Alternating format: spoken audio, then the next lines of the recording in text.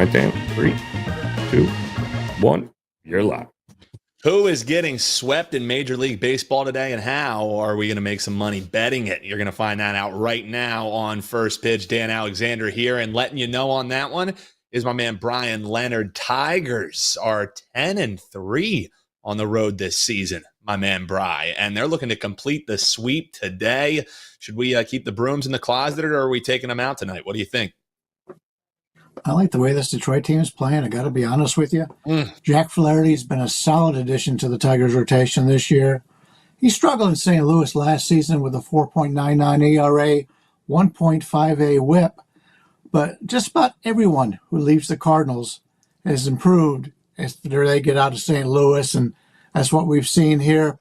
His ERA has dropped to half a run, and his WHIP is down to 1.11 in his first 4 starts. Now, according to Savant, his breaking ball run value is in the 98th percentile, his whiff rate is in the 95th percentile, and his strikeout and walk percentage is 36.5 to 3.9. Now, our only concern here with Flaherty is his fastball. His fastball run value is in the 2nd percentile, and he throws his four-seamer 41.5% of the time. Eventually, that's going to come back and hurt him, but we still like this team today with him on the mound. The Detroit bullpen looks fresh tonight. There's only one pitcher has thrown more than once in the last 3 days, and it's going to be a bullpen day for the Rays, who start Sean Armstrong on the hill. He's a solid MLB pitcher, but it will likely go just 2 innings or less.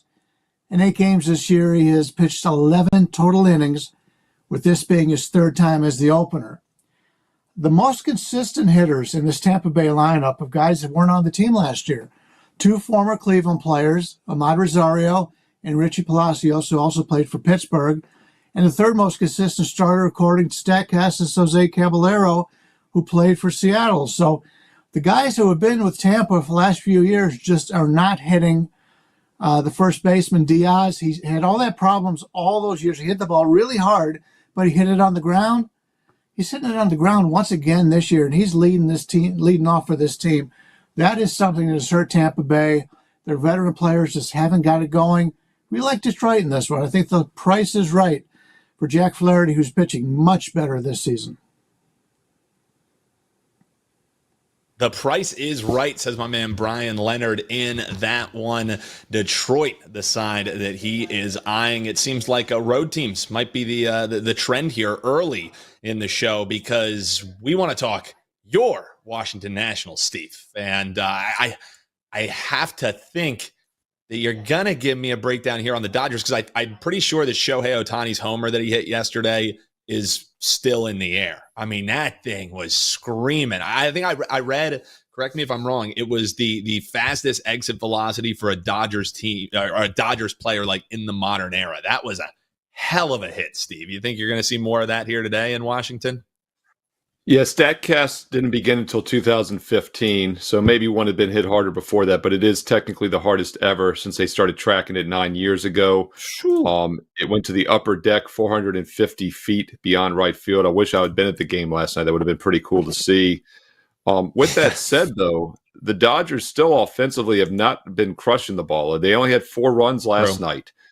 This is a team that's, offensively as stacked as any modern lineup we've ever seen, including the StatCast era. With that said, though, what's their record this year? What is it, 14-11 now? The Nationals, meanwhile, maybe once again my Washington Nationals are 10-12. That's actually a victory for the Nationals, and the money line is a great equalizer.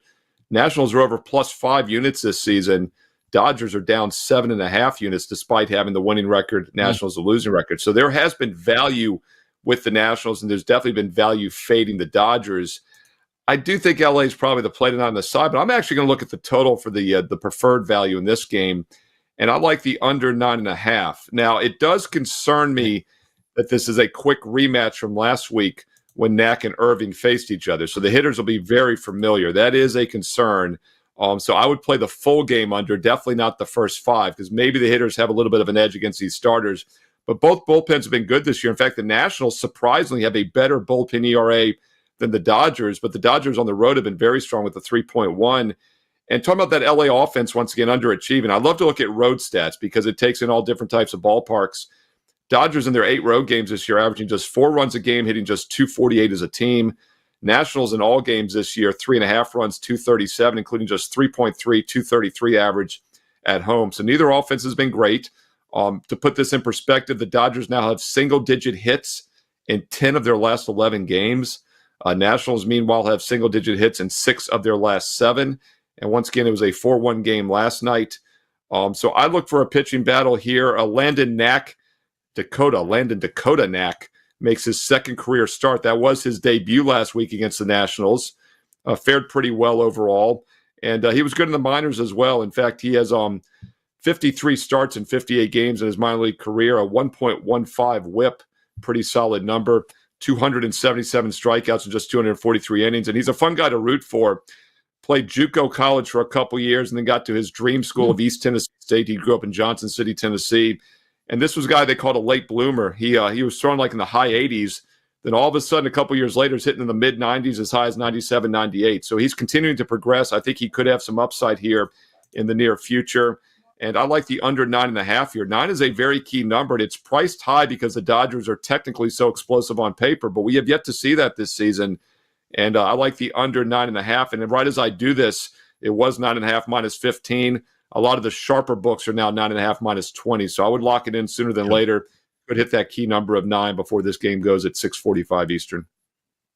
Yeah, it took the words out of my mouth. If you want to bet that under, definitely run, do not walk, as the leading indicator books, so to speak, are definitely trending towards falling onto that key number of 9. And just as Steve was saying, you take a look at recent form. Washington 7-2 with a push towards the under, even at some lower totals. So the home side there hasn't really seen many runs racking up as of late. Shout out to the chat here. We got Juan, FB, Coach Ace, Rothstein, Tyler. We appreciate you guys in there. Keep dropping your best bets, your favorite plays below. We already have some folks lining up to ask some questions. So, Bryan, even before the show started, they wanted to get your thoughts on the Cleveland Guardians, as they are favorites hosting Boston Red Sox today. It's Criswell, it's Carrasco. That's the pitching matchup in that one. And low 8, even though we've seen some over money. Thoughts on this game, Bryan? Cleveland's playing really well. Somewhat a surprise to myself, but I've read everything about them. They really get along well. Once Bieber went down, I thought that was going to really hurt him. And actually, the pitching staff, you take Carrasco's going today. On a normal pitching staff, he would probably be the number 5 starter. He's getting up there in years. He's had injury problems. But other than really Tanner Bybee, who's probably a number 2, number 3 at most of these major league teams, they've got a lot of guys at the back end of the starting rotation who are really pitching very well. The back end of the bullpen, let me tell you, once you get to the 7th inning, you're done. The Cleveland back of the bullpen has been tremendous. Boston's a team. Criswell's not that well known, but he's a decent pitcher. Boston against Cleveland here. I would play the Cleveland side here. It's about where it opened, about 140. Now we're looking at anywhere from 135 to 140. Cleveland's playing well right now, and they seem to have Boston's number. I think Cleveland with Carrasco right now is a pretty good bet. And this one painted across the WagerTalk live odds screen, sitting at 7.5 over, slightly juiced in some spots. Steve, any feelings on the total? Because our man Ace Rothstein, he's saying, if I'm looking at this game, it seems a tick too low, sitting at 7.5. Any thoughts on that one? Well, just like we said, 9 was a key number, 7 is a key number. For those that are new to baseball betting, the odd numbers are key because games can't end in a tie. So when it's 4-4, it goes to extra innings, it has to land 9 or higher. When it's 3-3, it has to go to extra innings, has to land 7 or higher. So 6 and 8, 10 for that reason. Those are less likely than the odd numbers. So whenever I see a 7.5, I'm always kind of looking for a reason for the under. The problem is that's a pretty low total, considering pitchers don't hit in either league anymore. We don't see a lot of 7.5s. Now, Cleveland's bullpen, as is the case with a lot of teams, are off to good or bad starts. Cleveland's had one of the best bullpens in the league, if not the best this year. 2.1 ERA overall, 1.01 whip. And that's why they've been a nice little underplay, although they've actually gone over in 14 of their 22 games with one push. So, the bullpen, the offensive numbers, they've been putting a lot of runs up with a mediocre batting average, but that does look like a low total. And I'm not a big believer in the Red Sox starter in Criswell. The guy's only made 3 starts in the majors during 14 appearances, 1.6 whip. And I love to look at minor league numbers, as I mentioned, with Knack for the Dodgers, because they usually translate to if the guys are good or not in the pros and in big leagues. And he was very mediocre in MLB minors. He had 70 starts down there over multiple years and had a 4.3 ERA, which would be like over a 5. And guess what? He has a 5.7 now in the big league. So I don't like the starter for the Red Sox. So that's why I'd be a little hesitant on that under. The under, maybe pause a little bit. Sometimes if it is too good to be true, it's exactly that, as it's sitting on 7.5. That's the thoughts for Steve Merril. Hop below in the comments. Let us know what totals you are eyeing here today. And while you're hanging out with us, make sure you hit that like button. If you're joining us on Instagram, make sure you hit that follow. We would greatly appreciate it. We do have best bets coming up. We want to know what your best bets are, whether you're watching live or on the rewatch. Hop below in the chat and let us know on that one. The chat guys, I know they're not your bags, but they love the parlays. And my man, the Celine 786 Cubs money line, he wants to lay it with the Thunder 6.5. That's the plays for him.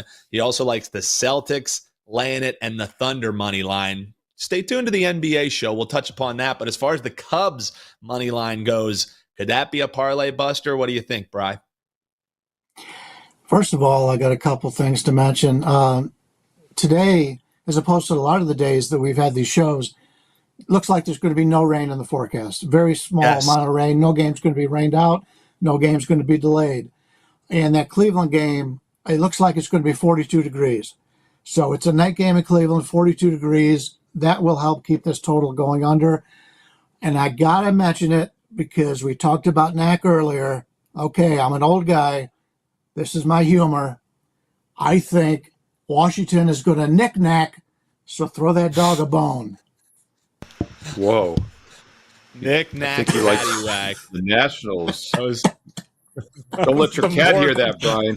Don't let your cat hear that. It took me a while to remember that, but...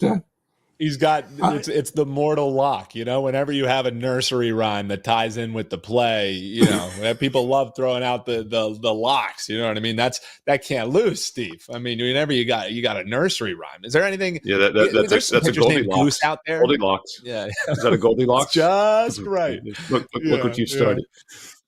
Yeah, I tried settling in on the bed. It was a little too firm. Tried the couch, and now I'm going to try the under, and that one seems just right. Some way, somehow we got there.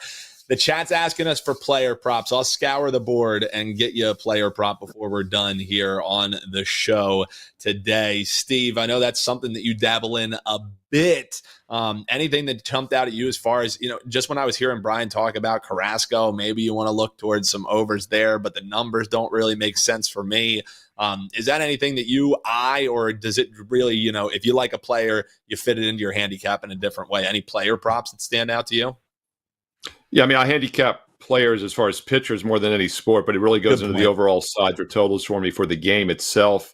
I will say this, NBA playoffs, I'm doing daily videos for every game, every day. I am giving out a lot of player prop information in the NBA playoffs. So check out those videos for some NBA playoff props here on WagerTalk TV. And quickly in that Houston-Chicago game, the Astros have been the biggest money burner in baseball this year. We talk about the Dodgers off to a disappointing 14-11 start. Astros are 7-17. I've been saying it for weeks now. The bullpen's not right. They've gotten the ERA down a little bit over the last couple of weeks to 5.3.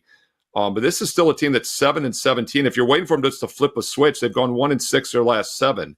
So I would be very careful with them. And offensively, 9 hits or less in 6 of those 7 games. So we need to see them turn the corner before I start backing them in a parlay or not in a parlay. So I wouldn't disagree with the Cubs in that situation. But once again, with the parlays, unless they're correlated, they make no sense. You're not changing the math by parlaying 2 money line favorites together. You're better off just playing them separate. Unless the side and total are somewhat codependent, I would stay away from the parlays in general. Yeah, I hear what you're laying down there. It's just, the folks, especially the people tuning in Everybody loves that plus money. Everybody loves, So I'm with you, Steve. I hear you.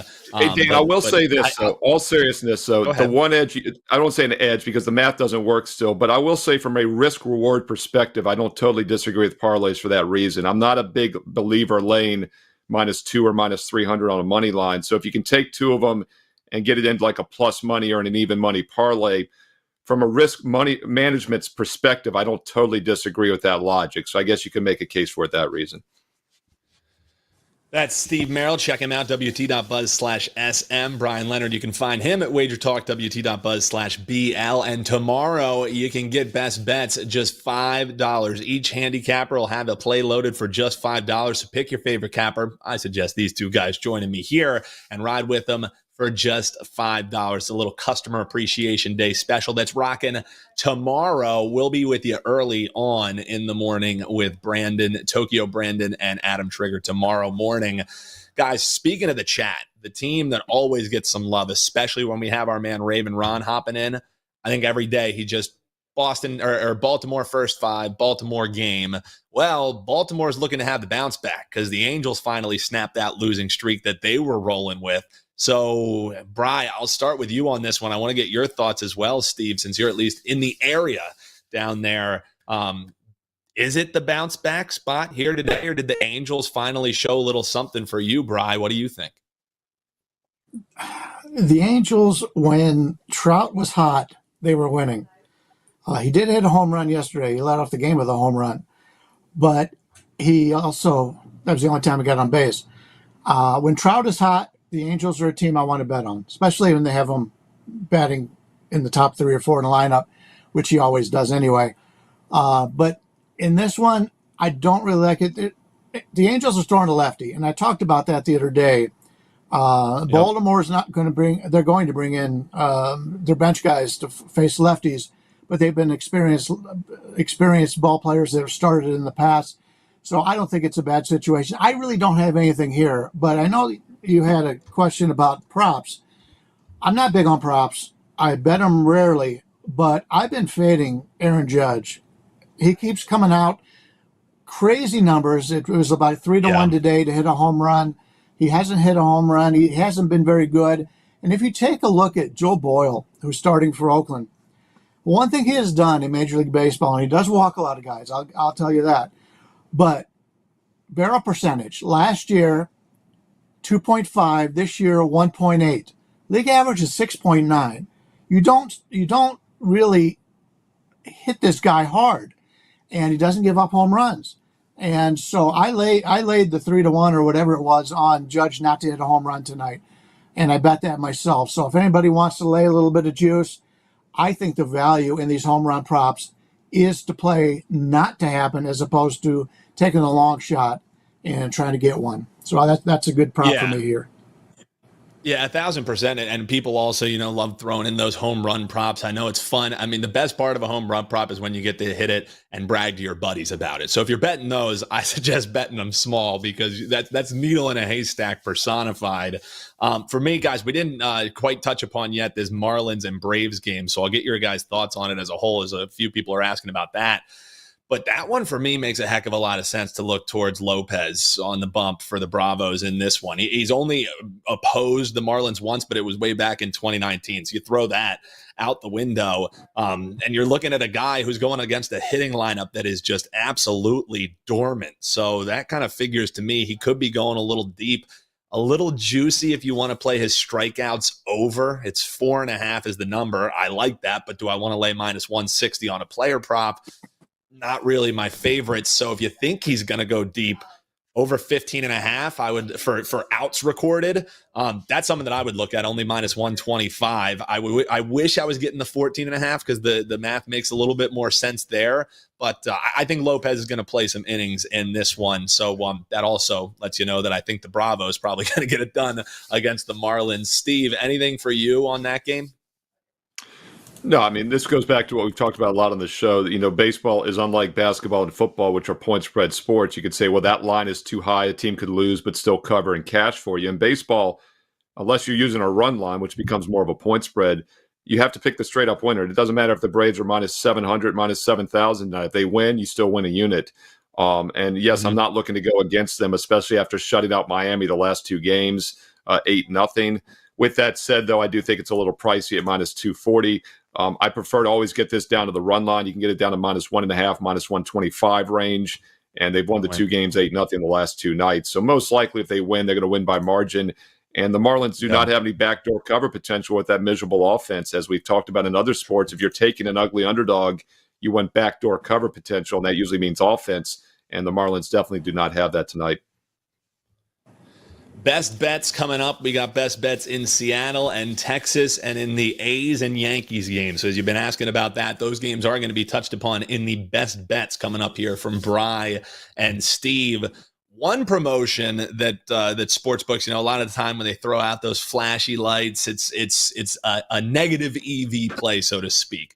But one that I think is fun is one that they do in the NFL where it's like if your team gets up by 7, your bet automatically cashes, and it gets ended up being correlated with teams that either have high team totals or games that have high totals. So Miami Heat 1 is in the chat as his Miami Heat are still clinging on against the Boston Celtics. But he was asking any thoughts on that up for 2 promo, seeing value anyway with teams with high team totals. So again, my suggestion would be correlate it with a team that looks like they have a high total against a bad offense. The game that we just talked about there, a Braves up by 2 promo. If they do have a backdoor cover, that could be something potentially there. But Bryan, any teams that you think maybe first 5 might get out to a lead, that could be worth, getting a little bit protection that whether they win, whether they lose, if they get a 2-run lead, you're cashing your wager. Yeah, I haven't looked at that yet, but I do think in this Toronto-Kansas City game, I like both these starters, and we're looking at a total of 8.5 here. So if I was looking at one of the games to play under, I think I might play that. Kansas City is not a place that gives up a lot of home runs, and actually Toronto hasn't hit many home runs. So that's what I would take out of that one. But yeah, I don't do a lot of that. Yeah, I'm probably not the person to ask about that. So, Steve, I'm just wondering for you, any teams that you think might jump out to a lead here that, could potentially, and again, it doesn't even just have to be jumping out to a lead. It's at any point during the game. If you have a 3-run knock, and you get a margin by 2, boom, your bet is cashed. Do you think that there is actually, any merit to betting something like that? Or is it just, hey, my bet got up by 2, I get to cash. It's a little bit of protection on a wager. Any thoughts on that, Steve? Because every day the chat's asking, which one are we betting on this first to 2? So, or to lead by 2, excuse me. Yeah, there's 2 ways to approach it, I think. You kind of touched on them. First of all is you want to take a team that has a huge mismatch. Atlanta, Miami's as big as it gets. Miami might be the worst team in the league. Atlanta might be the best team this year. By the way, the Braves are the only team total. There's a lot of 2.5s, 1.5s for first 5 team totals. The Braves are the only ones juiced to the over 2.5 for a first 5, which tells you something there. But the one that actually they don't have a line on, would be higher, would probably be 3, is the Colorado-San Diego game, because the over-under on that game is 11, at least 11.5. So the Coors Fields games are always worth a look, even if they're an even matchup, because there's so many runs scored that one team can just explode in a given inning. So that's something else to keep an eye on, is Colorado, maybe even Arizona at times can be a real hitter's park. So you want to look at mismatches, and obviously Heat Celtics, qualifying the NBA tonight. But I think you also want to look at high-scoring games in general, because in any sport, when there's more runs, there's more points. Great. That allows a team to go up by a bigger margin just for the ebb and flow of the game. So just something to keep an eye on. Yeah, that's a terrific point. Love that breakdown there from Steve Merril. Throw the man a like here on the video, and if you want to get his thoughts on the NBA, you can tune in later this evening live or check out Steve doing a daily video breaking down every game on the NBA card. So definitely check that out. All right, Bryan, we waited long enough to hear your thoughts. The dog whisperer, even though truly you are the cat whisperer. But I want to get your thoughts here on the Mariners in this one. Yes, the Cesar Millan of cats. That's my man, Bryan Leonard. They're opposing Texas here tonight, and Seattle, decent little plus money. It's a small little barking chihuahua, but you think that might just be the value side there. Why is that, Bryan? Before I get to the play, I just want to point out something I just realized. When you're playing team to take a 2-0 lead, something like that, I would play the underdogs, because the farther a game goes on, the more of a chance for the better team to extend themselves.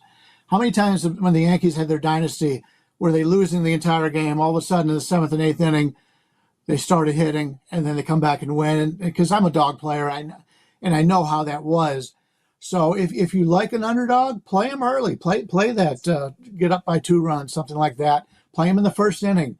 But as the game goes on to that 9 innings, the better team will show up. To get back to my best bet today, I'm going to take a look at this Seattle-Texas game. Bryce Miller had a solid rookie season for the Mariners, and many felt he was going to break out this season. And so far, so good for the Mariners righty. A 1.85 ERA, a 0.82 whip in his first 4 starts. His savant numbers are outstanding. He's in the 96th percentile in his overall pitching run value, and his fastball is coming in at the same 96th percentile. His off-speed run value is having a 91st percentile season. In his last 3 starts, he has allowed just 1 earned run in 19.1 innings of pitching, and that is also 7 hits allowed in those 19 innings of work. He's been really good so far.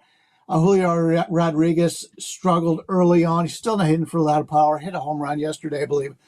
But he's starting to break out of his early season slump, and this club is starting to play up to their talent level. And we've talked about this in the past from an offensive standpoint from Seattle, because of the backdrop there. They don't seem to see the ball very well. So if you like unders, I would play him in Seattle. If you like overs, I would play Seattle on the road in that regard. So if you do like the Seattle bats here, and this is a pretty good hitting park in Texas, John Gray currently has a career high exit velocity of 90.7 miles an hour. His barrel percentage is a whopping 15.1, twice as high as his career numbers. His walk percent is also very high at 11.4. He comes in with a 3.15 ERA, but his expected ERA is 5.9. I think we could fade Gray and have some success in this one.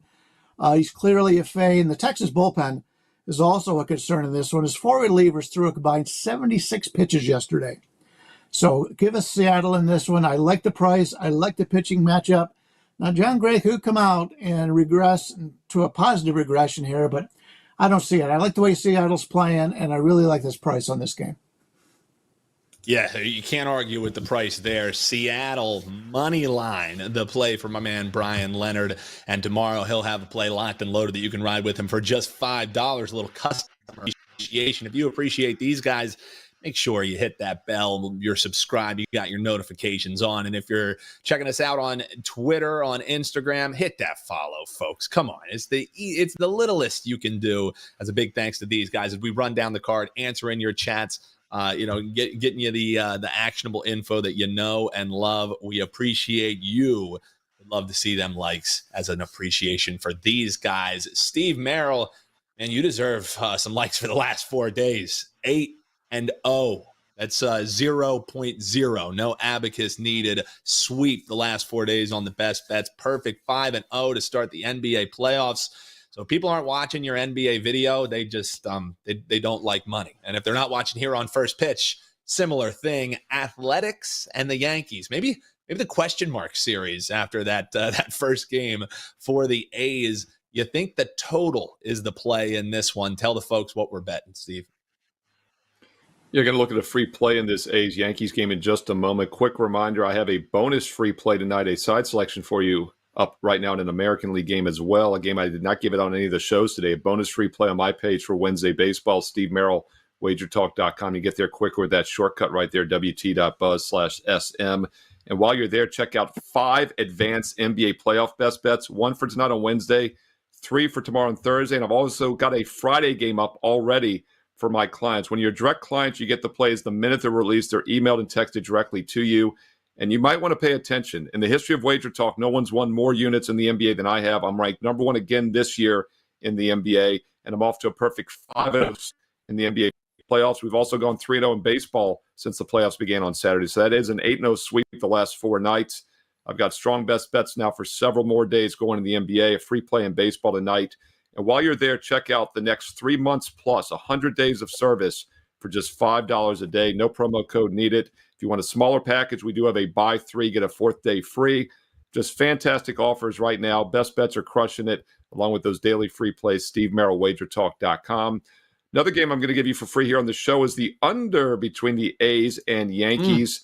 Yankees A's under 8.5 minus $1.15. Would have liked to have gotten that key number of 9, but the under is still the only way to look. To be honest, the under is the only way to look in any Oakland game. We've talked about that a lot this year. They're 11-12 to the under with a push, so they've been kind of a 50-50 team. So you got to pick your spots.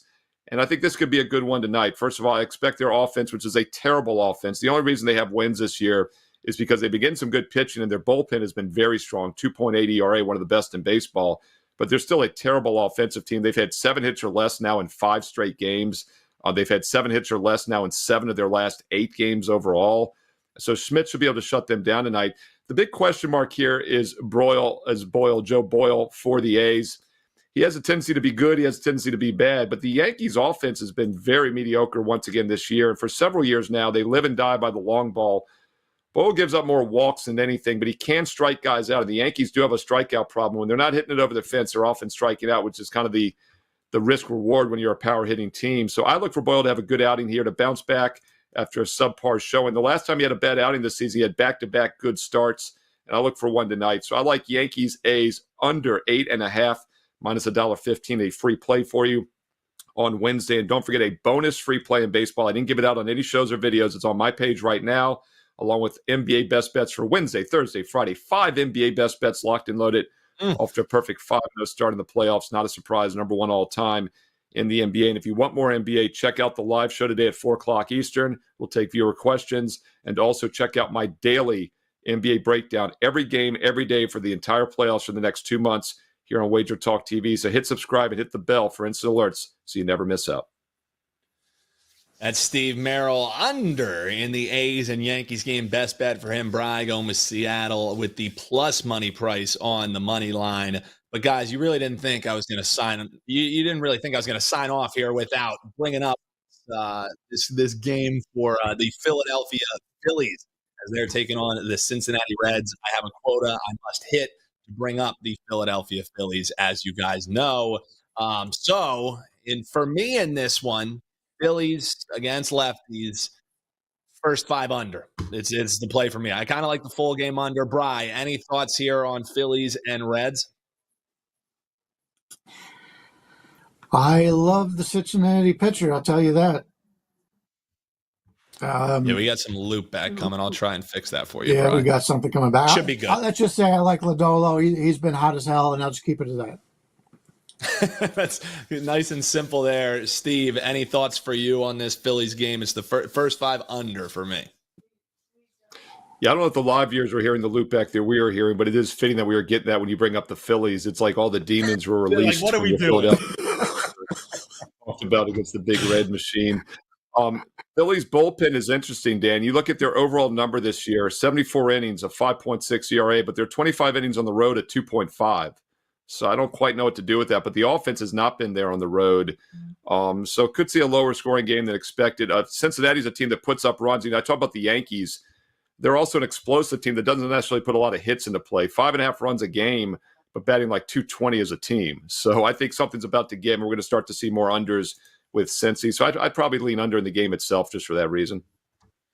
Yeah, and that's the same look for me on that one. So the pitchers might be the star in the rubber match between the Phillies and the Cincinnati Reds. Hop below in the comments. Let us know what your favorite plays are this evening. A lot of folks in the chat liking the Phils on the money line. I cannot quite get there because it's all about how the bats giveth and the bats taketh away. And it seems like kind of throwing darts, trying to figure out which lineup the Phils are going to trot out there. Don't want to go all in on them against lefties, that's for darn sure. So big thanks to Steve Merril, big thanks to Bryan Leonard. Again, those best bets, Seattle getting the plus money against Texas, and then the A's and the Yankees under the 8.5. Make sure you hit that like button on the way out. If you haven't already, subscribe, because you never want to miss any of the shows we're dropping here, the single game videos as well. You can check out the links in the description below if you want more, or Click on the video on your screen right this moment. Keep getting all that info you need to cash all the sports you love. It's what we do here at WagerTalk TV. Best of luck, everyone. We'll see you tomorrow.